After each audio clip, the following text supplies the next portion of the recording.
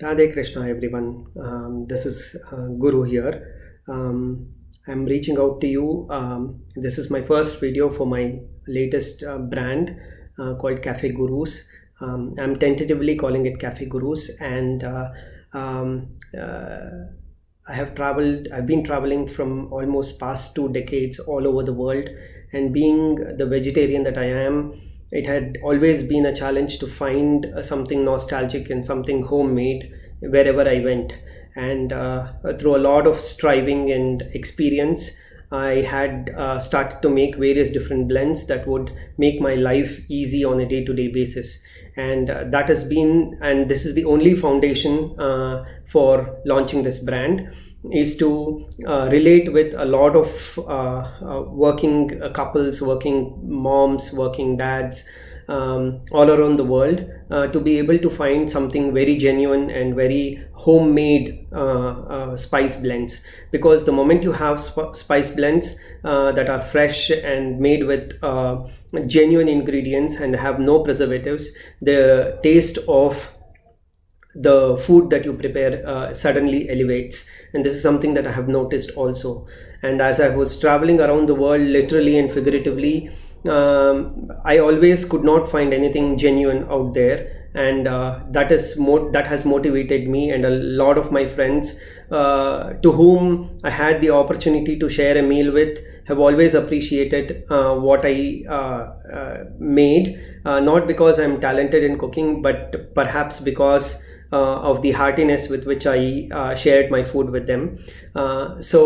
Why I'm here to explain the 4 Ps of marketing, or 4 Ps of any brand: price, product, place, and promotion. Place, as I've already expressed thus far, it comes from a very deep place within my heart, and of course my own kitchen. That is the place from where all of this is coming. And in terms of products and price, let me talk a little bit, because any brand, when it's in its infancy, it is very important to express where the brand is coming from and why things are the way things are. So as I've expressed already, I intend to make this with genuine ingredients. So what are these genuine ingredients? The same powder that I have expressed, that is about 90 to 100 rupees, ranging between 90 to 100 rupees per 100 grams. In the market, if you go, you will get it for 60 to 70 rupees. So it's a matter of about 20 rupees per 100 grams. That's the difference. But what do you get? What is the value add? What is the value proposition that you are getting by virtue of paying extra 20 bucks is the same powder. Even I can make it for less than 60 to 70. I can even make it for 50 to 60 rupees, but I don't intend to do so, simply because, for example, let's take the example of a couple of ingredients to express what I'm planning to say. For example, dry coconut. There is a variety of dry coconut. If you go to the market, they'll show you different types of dry coconut. The old dry coconut, which is caught a bit of fungus, or it's slightly smelling, versus a very nice, ripe, very thick dry coconut.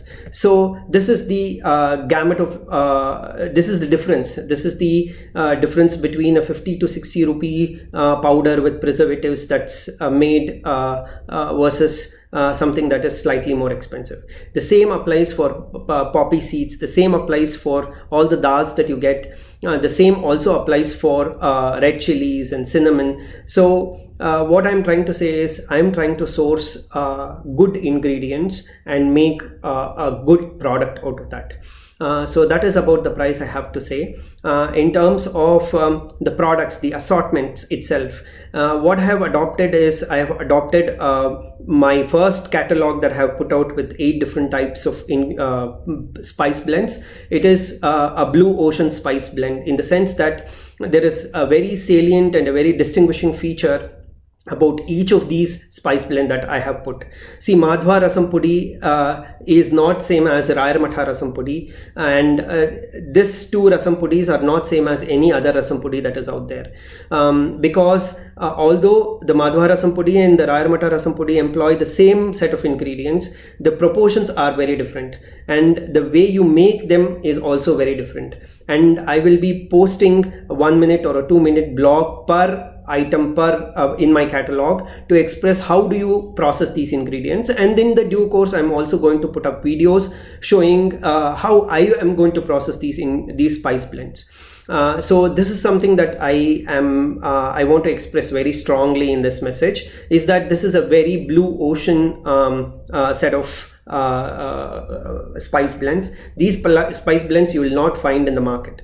Let us take the example of Udupi Sambar or Huli Pudi. This is not a typical Huli Pudi. In Udupi Matha, they make the Huli very differently, slightly differently, with cinnamon being a key ingredient. In Rayar Matha Rasam Pudi, the proportion, the ratio of coriander leaves, the ratio of coriander seeds to red chilies, and the types of red chilies vary from a typical Madhwa Rasam Pudi. The same with Bisibelebath powder. This Bisibelebath powder is having a distinguishing feature of having cloves and poppy seeds. The Wangibath powder has star anise, and it also has mace. So these are the two distinguishing features about this Wangibath. And the moment you actually dice a bit of capsicum or dice a bit of brinjal, and you saute it in oil with a bit of curry leaves and chana dal and cashews, and you add just 2 or 3 spoons of this per cup of rice, the whole house will reek of this this spice blend. And Puliogre Pudi, again, I have not used sun-dried or a low-quality tamarind. I have used a proper tamarind that I have roasted till my arms dropped to make sure that I have extracted the moisture out of it, and then I have blended it. And it is very easy to process. Kharabath, it's a very special, a very nostalgic, especially for Bangaloreans. You will love this, especially if you're in South Bangalore. This is a Kharabath powder that is inspired from Ramakrishna Ashrama Kharabath that they give for Paramahamsa Jayanti or Vivekananda Jayanti or Mother's Jayanti. As a kid, I used to go there and long for this Kharabath, and eventually it became a rice bhat because the pontiff changed. But this Kharabath powder is very distinct, and all you have to do is work the way you work for your regular upma. Add the vegetables of your choices, but then just before adding water, you have to add this Kharabath powder, and then at the end of it, garnish it with a bit of coconut, a bit of cilantro, and just give a hearty dash of lemon juice, and the whole dish will taste different. And the same with curry leaves powder. This is a different curry leaves powder. Typical chutney pudis that are from different parts of India will call for coriander, will call for cumin seeds, but then it will almost taste like a sambar pudi. But this is a very distinct recipe that we make at home. So that is about the product, my friends. So we talked about product, we talked about the price, and we talked about the place. And promotions, it is coming, it is eventually coming. I'm just 3 days old, and over a period of time I will start to add promotions. And I have just sent out 5 packs of spices to different friends, and I'm super excited, and I hope all of you will be able to relate to the place that I am coming from and love the products that I have put out there. And this catalog is continuing to grow, and more things I'm going to add. And South Karnataka sagu powder, I just missed about talking about that. This is not a typical MTR sagu or a Mayas sagu powder, which calls only for potato and tomatoes and maybe the other kandamulas that I don't typically eat. But this is a mixed vegetable sagu powder. Most of you must know South India, in wedding halls, on the day of the wedding in the morning, they serve idli along with the sagu. So this is that sagu powder, and there is a different way to process this, which I'm going to talk about in separate videos.